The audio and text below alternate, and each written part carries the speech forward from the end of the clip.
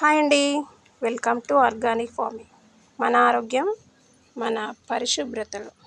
ఎందుకు చెప్తున్నానంటే ఈ వీడియో స్కిప్ చేయకుండా లాస్ట్ వరకు చూడండి, లైక్ కొట్టండి. మీరు ఫస్ట్ టైం కనుక నా ఛానల్ చూసేది ఉంటే ప్లీజ్ సబ్స్క్రైబ్ చేసుకోండి, పక్కన బెల్ ఐకాన్ని క్లిక్ చేయండి. నేను పెట్టే ప్రతి వీడియో మీకు నోటిఫికేషన్ ద్వారా చేరుతుంది. ఈ షర్ట్ ఎందుకు చూపిస్తున్నాను, ఈ వీడియో లాస్ట్ వరకు చూడండి, మీకే అర్థమవుతుంది. ఇప్పుడు మనం వీడియోలోకి వెళ్దామా. మన ఆర్గానిక్ ఫామ్లో మళ్ళీ గడ్డి మొలిసిందండి. ఈ గడ్డికి అసలు చావు అనేది ఉండదండి. దేవుని దగ్గర ఫస్టే ఆడుకొని వచ్చినట్టున్నది.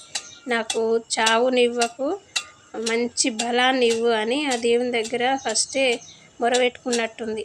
అందుకనే ఎంత కలిసినా ఈ గడ్డి మొలుస్తూనే ఉంటుంది. దానికి చావు అనేదే లేదు, మంచి బలంగా పెరుగుతుంది. మళ్ళీ ఎకరాలు భూమి ఉన్నోళ్ళు అయితే పాపం ఎంతగానం కలుస్తారో. దీన్ని ఈ కలుపుతోని ఎన్ని డబ్బులు ఖర్చు అయినాయో కదా.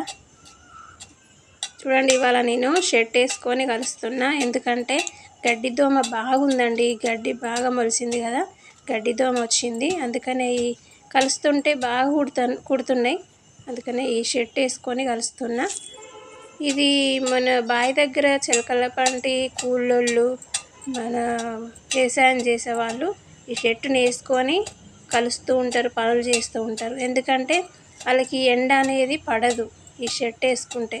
మళ్ళీ చేతులకు కానీ మొహానికి కానీ నలుపుదనం రాదు. మనం ఎండకెళ్తే నల్లగా అవుతాం కదా, ఈ షర్ట్ వేసుకుంటే నలుపుదనం రాదు మన చర్మానికి. అందుకనే దీన్ని వేసుకొని ఈ పనులు చేస్తూ ఉంటారు, కూలి వాళ్ళైనా బావి దగ్గర పనులు చేసే వాళ్ళైనా. ఈ గడ్డి కలుస్తుంటే నాకు ఒక కథ గుర్తుకొచ్చిందండి, అది చెప్తూ ఉంటా, మీరు వింటూ ఉండండి. ఎందుకంటే మన పాత జ్ఞాపకాలు ఈ తరం వాళ్ళకి వినిపించాలనే ఉద్దేశంతో ఈ కథ చెప్తున్నా నేను. ఇప్పుడు మనం కథలోకి వెళ్ళిపోదామా.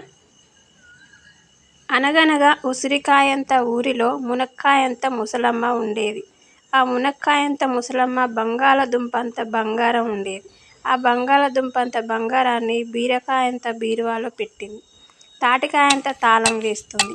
అది దొండకాయంత దొంగోడు చూసి తాటికాయంత తాళం పగలగొట్టి బంగాళదుంపంత బంగారాన్ని ఎత్తుకుపోతాడు. అప్పుడు మునక్కాయంత ముసలమ్మ పొట్లకాయంత పోలీస్కి కాకరకాయంత కంప్లైంట్ ఇస్తుంది. అప్పుడు పొట్లకాయంత పోలీస్ జీడిపప్పు అంత జీవుని వేసుకొని, లవంగం అంత లాఠీ తీసుకొని దొండకాయంత దొంగని పట్టుకొని జామకాయంత జైల్లో వేసి మునక్కాయంత ముసలమ్మకి బంగాళదుంపంత బంగారాన్ని తిరిగి ఇచ్చేస్తాడు.